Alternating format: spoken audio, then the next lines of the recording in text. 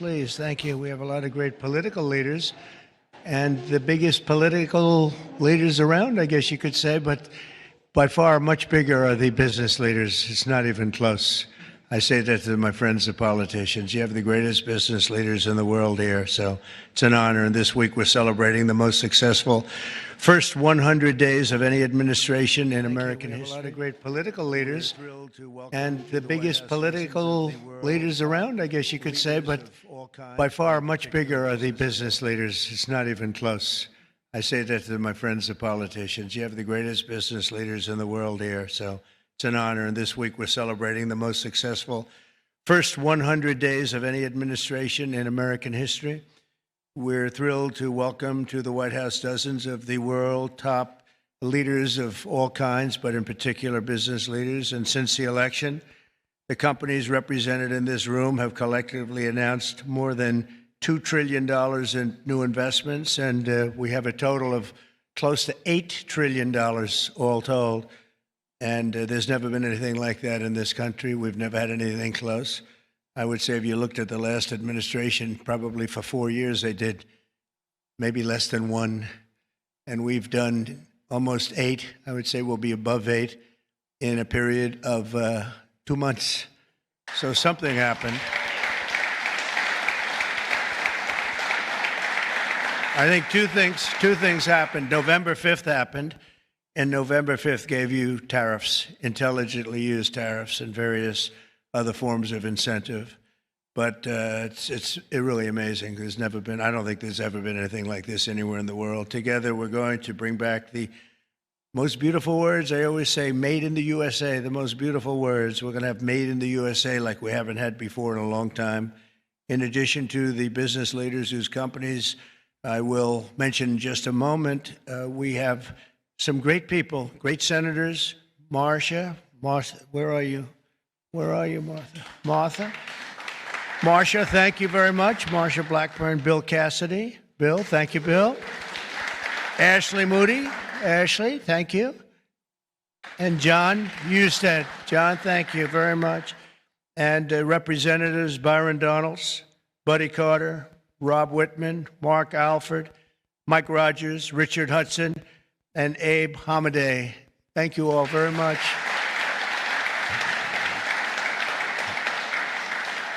We have Mike Kehoe, along with numerous other members of my cabinet, and I want to thank you all for being here. How come my cabinet has such good locations? You should have given them up to the business leaders. We want their money, you know. They have very good locations. I'm not surprised. 100 days ago this week, we inherited the wreckage of 4 years of economic disaster under the previous administration. It was an economic disaster. It was a disaster at the border like nobody had ever seen before. And you probably see we've closed up the border 99.999%, meaning 3 people got in. 3. As opposed to hundreds of thousands of people coming in on a monthly basis, millions of people actually. There are periods where we had millions and millions of people pouring in on a monthly basis. We had 3 people. They buried companies in crippling regulations, waged war on American energy, pushed massive tax hikes, and gave us the worst inflation in the history of our country. In Biden's final year, the United States had the worst trade deficit ever recorded, and we lost 106,000 manufacturing jobs. Other than that, he's done a fantastic job. But now all that is changing, and all that's changing very fast, because we finally have the president who wants to put our country first. You have a president who believes in America first. In the first quarter GDP numbers just out today, core GDP, now we're removing distortions from imports, inventories, and government spending, was up plus 3%. But this is Biden's economy because we took over on January 20th. And I think you have to get us a little bit of time to get moving. But this is the Biden economy. But we still had and we've had a lot of things happen since November 5th that helped this economy because it was indicating a strong private sector growth. And it only started after November 5th. The private sector started really heating up after the election. Even though I wasn't there, people knew what we were going to be doing, and the private sector growth was actually very good. Very importantly, gross domestic investment was up an incredible 22%, which they had never seen before. Every new investment, every new factory, and every new job created is a sign of strength in the American economy and a declaration of confidence in America's future. We really do. We've never seen anything like this. Even Samsung, whose name isn't mentioned here, but I heard that they announced this morning that they're going to be building a very big plant because they want to be able to beat the tariffs. It's the only way to beat them. The entire Trump economic agenda is about making it easier to do business in America, to create jobs in America, to hire American workers, and to build your factories here in America, not in China or any other country. And we're dealing with many, many countries right now, I will say. And I think I can say for Scott and for Howard and for some of the people that are dealing, there are too many to handle. I mean, to be honest with you, I'd love to hire some of the people running these companies. Boy, would you do a good job. I could have Jensen negotiate. He'd blow my people away, wouldn't you? I think even Howard would say that. Howard would say, we'll take them. He'd blow them away with big deals. One deal would be the end. That would be it. But we've terminated the Green New scam. It was a scam. And halted tens of billions of dollars of money, wasteful, deficit spending. It was like throwing money right out the window. And in the coming weeks, we'll pass the largest tax cuts in American history. And I think even more so, we'll be doing things for business like you've never seen before. You saw it in a little smaller version at the beginning of our last term. You know, we had the most successful 4 years that any president has ever had. The stock market was up 88%. The other markets were up almost 100%. And that's despite COVID and all the crazy things happening. But we had a tremendous 4 years. We've given credit for that, actually. But our big, beautiful bill, as I call it, our big, beautiful bill, we may name it that, actually, will include 100% expensing retroactive to January 20th. So that's all the way back to just about the beginning of the year. So expensing 1 year, you take a deduction 1 year, so you can build your factories right now, essentially almost tax-free, if you think about it. Nobody's ever been given that. And we're going to make that expensing for a 4-year period at a full 100%.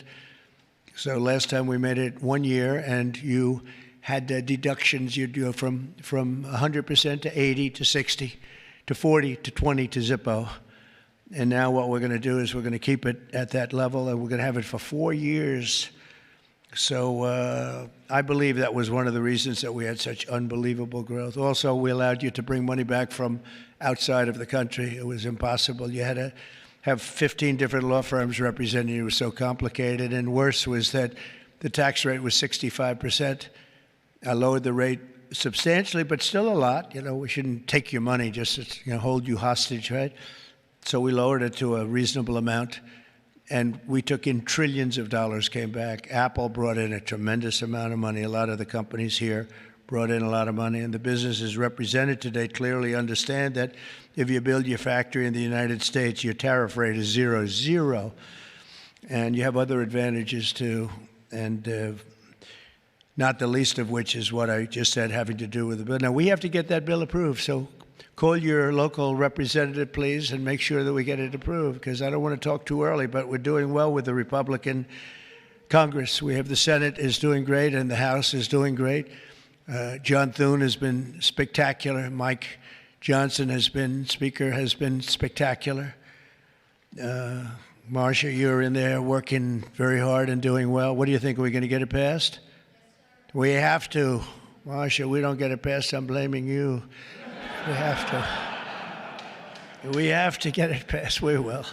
I think we will. But I don't think we'll have any Democrat votes. If we don't get it passed, what would happen is your taxes go up 68%. Think of that. And we may not get one vote because they just vote against. It's Trump derangement syndrome, or maybe it's just they hate Republicans, or they hate what we're doing because they've lost their confidence. They've totally lost their confidence. They don't know what the hell is going on. And we are going to get it done. It's probably going to be fully Republican. Fortunately, we have the House, we have the Senate. And we may or may not have a couple of grandstanders, I don't know. But if we do, it would be good if you could work on anybody. I mean, if I were a Democrat, I'd be voting for it 100%.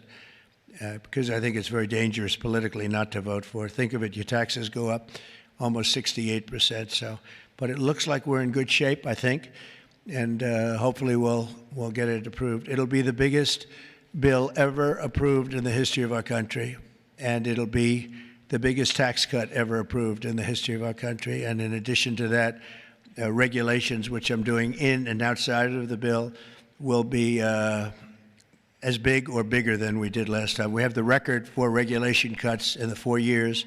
We cut 4 times higher than any other president in a 4-year period. And we're talking about 8 years and 2-term presidents. We were 4 times higher than any other president in terms of regulation cuts. And I went to a friend of mine who happens to be in the room, one of the biggest business leaders. I won't mention him because I don't know, maybe he'll like it, maybe he won't. I said to him, so have you had your choice between the big tax cut last time and the big regulation cuts, which were the biggest, again, the biggest we've ever done? I would have said taxes, but he would have said regulation. I said, which was more important to you? And he said, if I could only have one, yeah, if you could only have one, he said, most important would have been regulation. The regulation was more important than the tax cut. And I mean, we cut your taxes from almost 40% down to 21%. Now we're bringing your taxes down from 21% to 15% if you build your product, make your product in the USA. So if you make it in the USA, those chips, those beautiful chips, will make those suckers in the USA, and you're going to be all the way down to 15%. And I think there's never been anything like it. So now we're at the lowest scale for a large country, by far the lowest scale. Our pro-jobs, pro-American economic policies are a major reason that businesses around the world have announced $5 trillion of investment since November 5th, and now we think it's up to plus $8 trillion, and they're really coming in. They're really coming in fast. Some of them don't bother calling us. Some of them don't even want meetings. They just start their plants and start their factories. I want to express my tremendous appreciation to the business leaders here. You are really an amazing group. This is a who's who. I don't want to say, there's an expression if something ever went off, the entire industry would be wiped out, but I won't say that. I want to think very positively, and that could never happen here, could it? But I want to congratulate you all on your incredible success and accomplishments. You've been amazing. You're the biggest and the best. So I'd like to introduce some of you, President and CEO of Hyundai, Jose Munoz. Jose, thank you very much. Fantastic. Jose is investing $21 billion, including $5.8 billion for a new steel plant in Louisiana, which is a beauty. I saw a picture of it, which is going to create at least 1,500 jobs, just the plant alone. Thank you very much, Jose. Beautiful. Chairman and CEO of global shipping giant CMA CGM, Rodolphe Sade. Thank you, Rodolphe. Thank you very much. Fantastic. Investing $20 billion in creating 10,000 new jobs at least. Thank you very much. That's fantastic. You'll be very happy. President and CEO of Toyota North America, Ted Ogawa, investing $88 billion. Where's Ted? That's fantastic. Thank you, Ted. That's fantastic. Ted's investing $88 million for car production at its West Virginia factory, which is a beauty. I've seen it, actually. Congratulations. Thank you very much for being here, Ted. Co-founder and CEO of Anduril, Brian Schimpf. Oh, Brian. Thank you, Brian. He's investing $1 billion for a new manufacturing facility in Ohio and display. Next to me is their 125-pound Roadrunner drone. Where is that little sucker? Where is it? Which is that? Whoa. That's a nasty-looking thing. That's that nasty. I look up there when I'm having dinner outside. I used to look up and see the moon. Isn't it beautiful? Now you see the moon, but you see drones all over the place. And I say, let's get the hell out of here. That's a good one, isn't it, huh? I can see it. CEO of Worldwide Amazon Stores, Doug Harrington. Thank you very much. Thank you, Doug, very much. Investing $4 billion this year alone, and I know they said they're going to be investing a lot over the next 2 years. We appreciate it very much. Thank you, and say hello to everybody. CEO of Venture Global, Mike Sable. Mike, thank you very much, Mike. Investing $18 billion in liquefied natural gas expansion in Louisiana. That's going to work out good. Thank you very much. President and CEO of Siemens USA, big company, Barbara Humpton. Thank you, Barbara. Thank you very much. Investing $285 million. Executive Global Chairman of Pratt Industries, friend of mine, Anthony Pratt. He's investing $5 billion. Thank you. Thank you, Anthony. I read a report today, he's the richest man in Australia, but who the hell knows? Do you think you're the richest man in Australia? Close. I don't like to put you on the spot like that, Anthony, but that's pretty good. Thank you very much. That's great. $5 billion. Founder and CEO, Chobani Hamde Oleaka. Where are you? Thank you very much. Investing $1.2 billion. Thank you very much. CEO of Bell Brands USA, Yvonne Girard. Yvonne, thank you very much. Thank you very much. $350 million. President of Schneider Electric North America, Amar Paul. Amar, thank you very much. Investing $700 million for energy infrastructure in its largest investment in its 135-year history.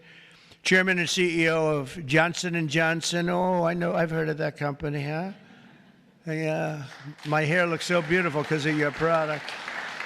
Joaquin Duato, $55 billion manufacturing plant and research and development and technology. Thank you very much, $55 billion. That's a lot. But you got to catch up with Apple and some of the others. We got to get you to make a little, one of the few companies that could do that, right? Chair and CEO of Eli Lilly, a great guy. Every time I talk to him about drug prices, he sweet talks me. He tells me about the middleman. The middleman keeps telling me about the middleman. By the time I leave the meetings, I was telling my people, I say, gee, he's giving us a great bargain. You know, but David, you have done some job. David Ricks, you have done some job. I'll see you later, too. $27 billion, doubling its manufacturing investment in the U.S., and he's got a very hot topic right now going, don't you? This stuff is doing really well, isn't it? Really hot company. Thank you very much, David. CEO of Novartis, Vas Narasimhan, and that's $23 billion. Thank you. Thank you very much. Thank you, Vas. CEO of Genentech, Ashley Mugargi, $50 billion. Whoa, that's a lot of money. Good, thank you, Ashley. That's a big one. CEO of AbbVie, Rob Michael, $10 billion. Thank you very much. Thank you, good company. President and CEO of Thermo Fisher, Mark Casper, $2 billion. Thank you, Mark, very much. Chairman and CEO of Merck, great company, Rob Davis, $9 billion. Thank you very much, Rob. Chairman and CEO of Abbott, Robert Ford, $500 million. Thank you, Robert. Chairman and CEO of a company called IBM. Arvind, where are you? Where are you? Thank you very much. That's fantastic. $150 billion. That's all? That's great. Thank you very much. You've done a great job. You've done a great job with that company, too, I'll tell you. Chairman and CEO of GE Aerospace, Larry Culp. Larry, thank you very much, Larry. And Larry's investing $1 billion in manufacturing across 16 states, and with us as we have the model of their F-110 engine, which I hear is like I must tell you, I hear it's the hottest engine there is. You got a gold mine over there, Larry, which powers our nation's finest fighter jets and other jets. And your big engine is really something that I hear is beyond anything that has been produced yet. So good luck with it. And Larry, I think we're going to ask you to say a few words, actually. So come on up. Thank you.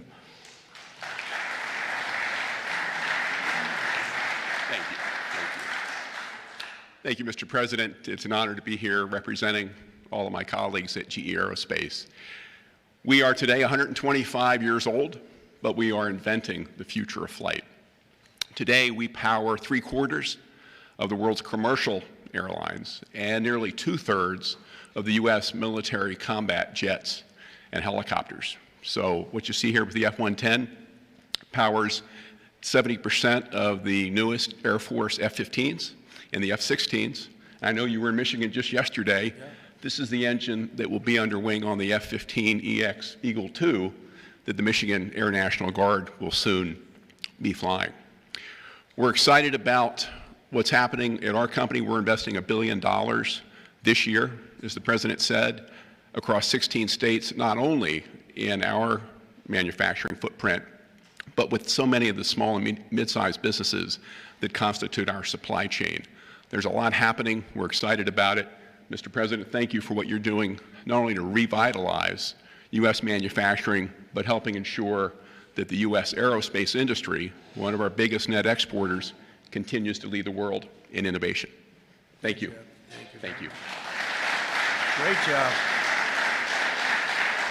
And he has done a really great job. You took over a slightly troubled company, and now you've made it hot as a pistol. So that's really an amazing job you've done in a short period of time. Also with us is Chairman and CEO of SoftBank, Masa. Where's Masa? Masa, come on up here, Masa. Masa has pledged $200 billion plus another $500 billion with Oracle and OpenAI for a total of $700 billion. Thank you, Masa. Come on up, please.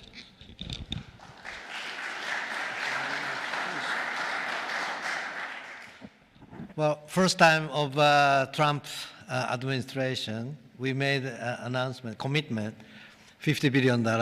We delivered $70 billion over 4 years last time.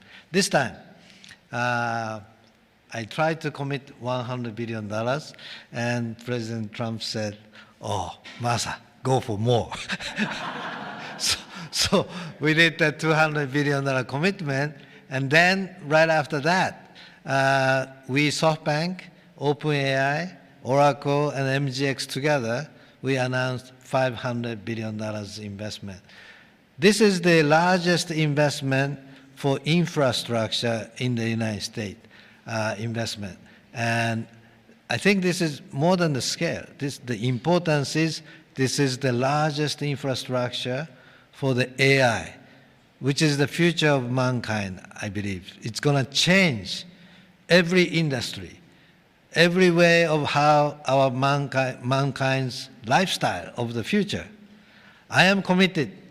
U.S. is the center of innovation.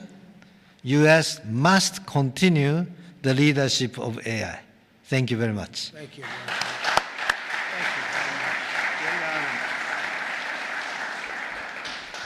Thank you very much, Masa. Been a friend of mine for a long time. These guys are mover. We got to say, you are really something. That's great. We appreciate it too. It's great spirit, great genius. Tim Cook from Apple is pledging, not only pledging, is committed to $500 billion. They're going to build plants all over the country, 7 or 8 different states. They've already started. And so I want to thank Tim. That's such a big investment for somebody that, had them pretty much in one location, as you know. Now they're coming into the United States, I believe, because of the spirit and the tariffs and the incentives. So that's Apple for $500 billion. And one of the most brilliant men that you'll ever meet, the man that's done in a short period of time something that is incredible. He's the founder, CEO, and president of NVIDIA, Jensen Huang. He's producing up to $500 billion over the next 4 years to manufacture the most powerful AI chips entirely in the USA for the first time ever. Jensen, would you come up and say a few words? This is a smart cookie.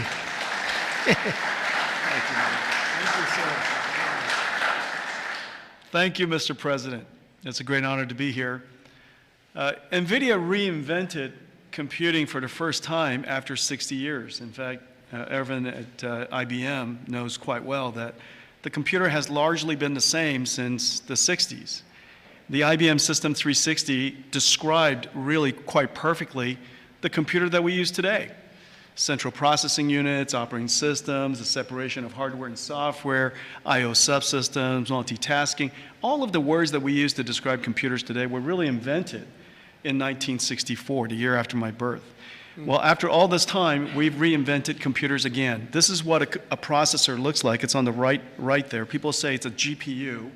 That's one GPU unit, and it's 70 pounds, 60,000 parts, 10,000 watts. In order to manufacture it requires probably a couple of hundred companies in the supply chain. It is so heavy that it requires robotics to do. It's so precise. And just to test a supercomputer requires a supercomputer.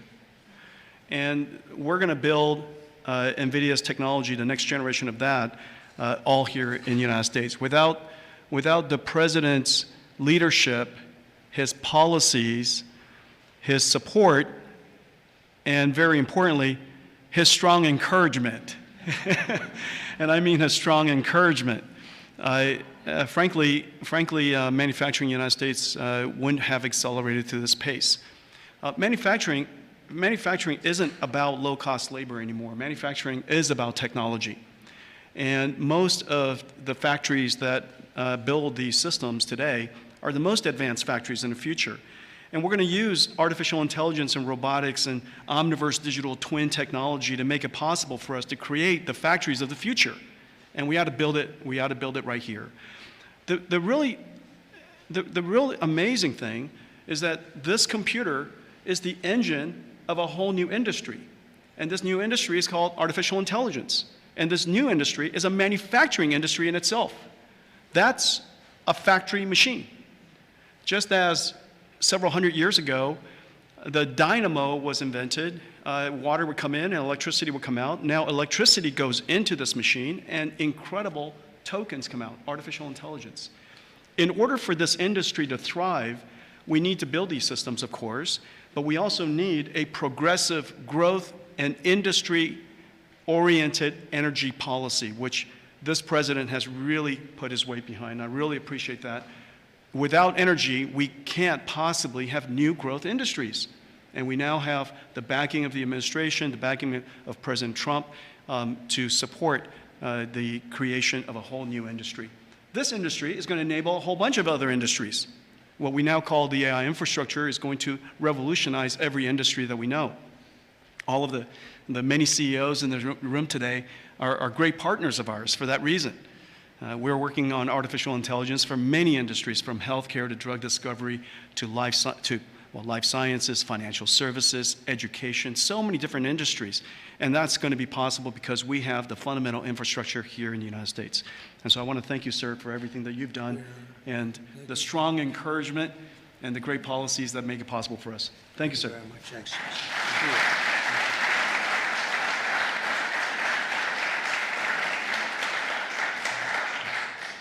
Another brilliant man. You know, we have brilliant people here, and we like brilliant people, actually, but we have a lot of brilliant people in this group, and it's an honor to be with you. Past 100 days have been fighting to reclaim our jobs and bring our country back to a level that it's never seen before, and again renew the American dream, which is what we're doing.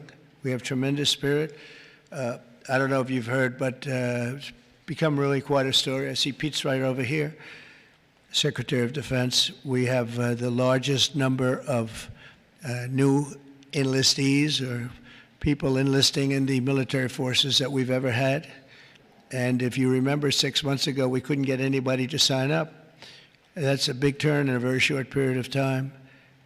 And November 5th had a lot to do with that, and our Secretary of Defense and a lot of the people that you see sitting here really had a lot to do with that. There's great spirit. I can say that also with the police forces throughout the country. We're having a hard time filling them up. It's a dangerous job, but now we have waiting lists at almost every place. And that's an amazing accomplishment when you think. It's amazing.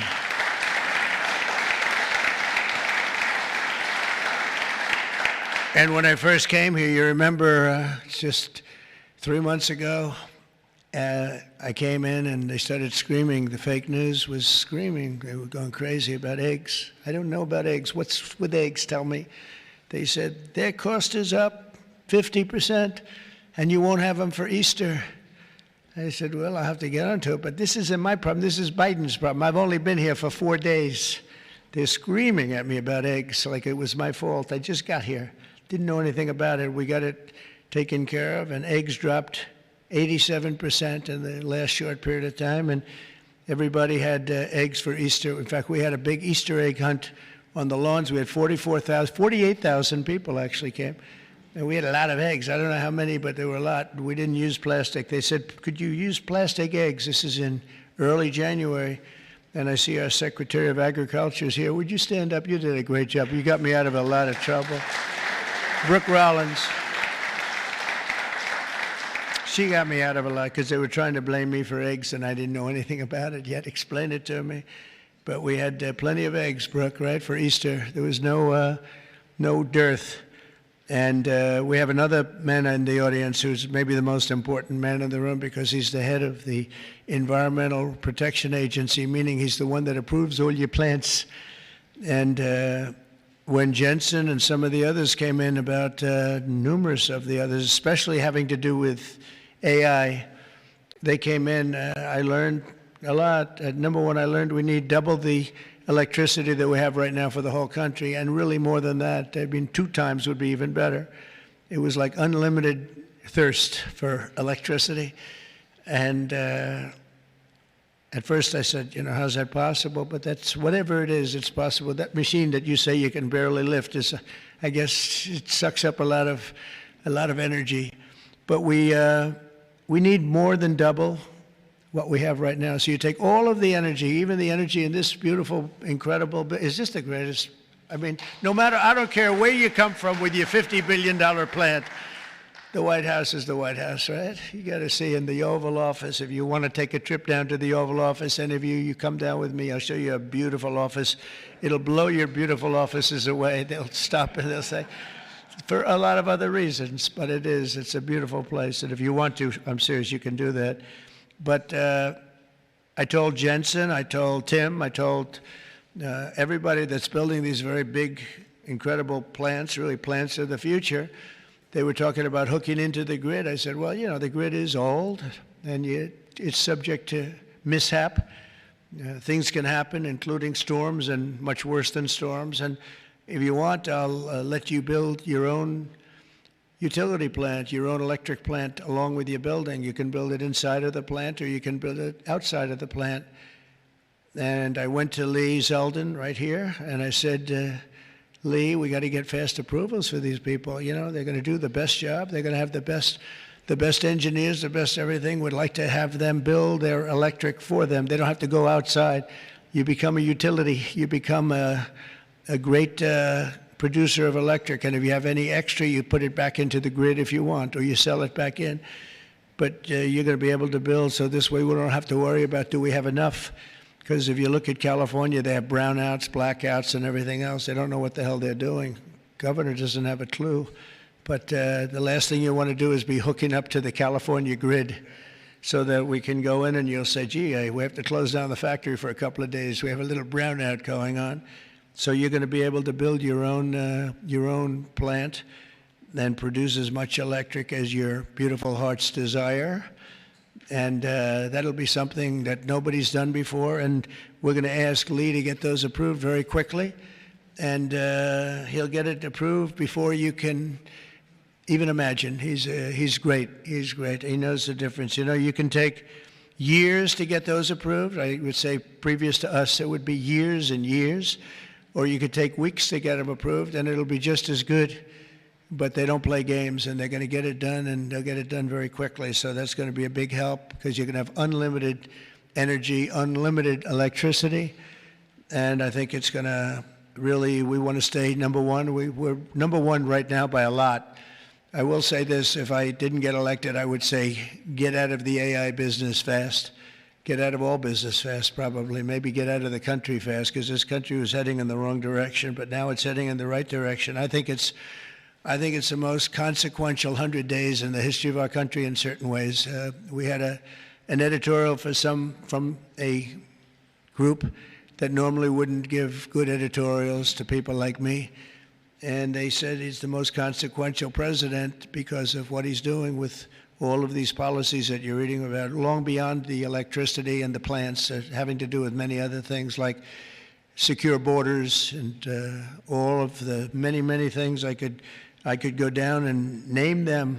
We're gonna be getting tremendous amounts of drug and pharmaceutical companies going to be pouring into the country. They're going to have to.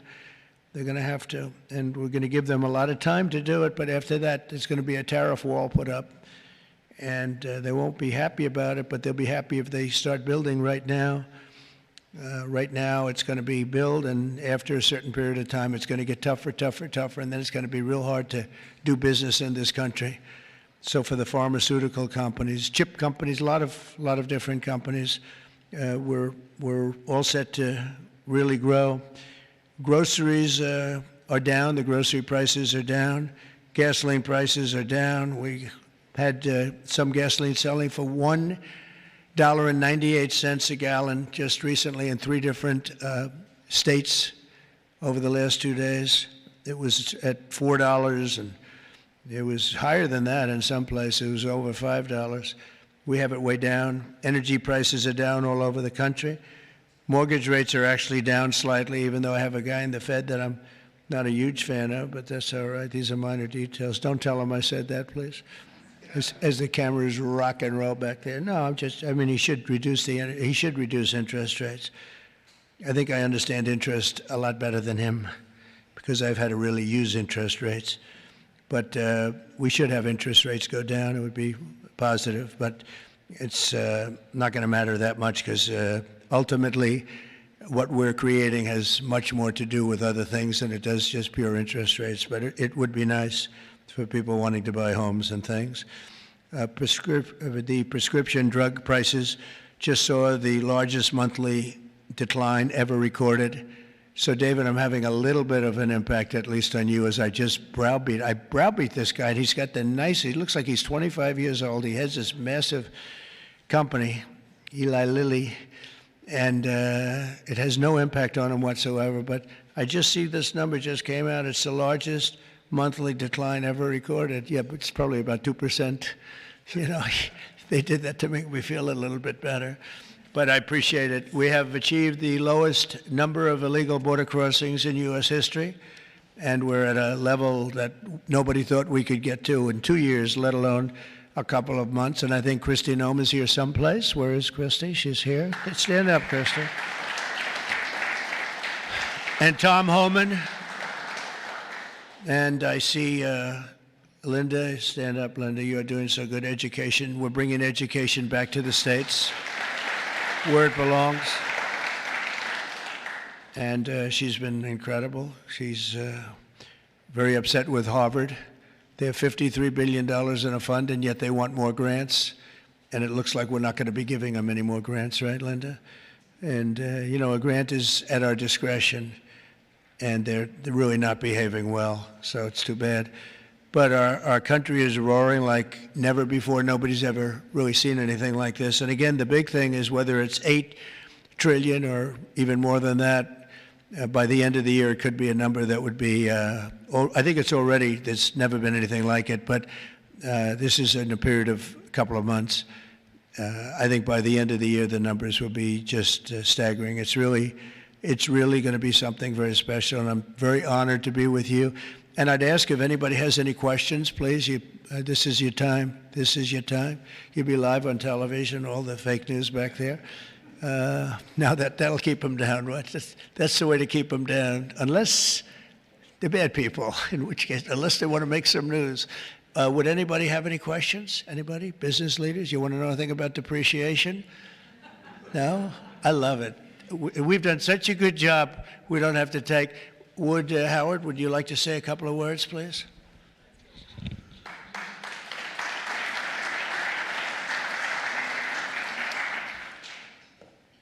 The president talks about $8 trillion coming into America. And there's only one reason it's coming in. It's because he's finally set an industrial policy for the United States of America. We are the greatest economy in the world. We finally have a president who understands that we need to reindustrialize. We need to be made in America, made in the USA. And you feel it. You feel it with these leaders. You feel it across all your peers. Everyone feels it. It's coming back to America, and we are going to be rocking. So thank you, sir. Great job. Great job. So thank you very much, everybody. And for the business leaders, if any of you would like to come down to the Oval and say hello, if you've never seen it, if you have seen it, just go home and enjoy your lives, count your money. But if you'd like to come down, I'm heading down there now. And again, thank you very much, everybody. Pam, you're doing a fantastic job. You're doing a fantastic job. Thank you very much. Thank you, everybody. Thank you.